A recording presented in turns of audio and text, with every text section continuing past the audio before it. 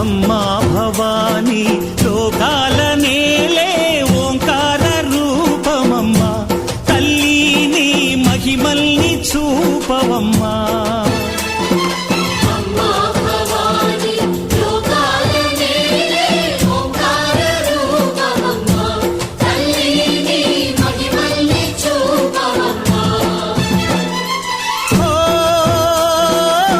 సృష్టికే దీపమా, శక్తికే మూలమా, సింహరథమే నీదమ్మా.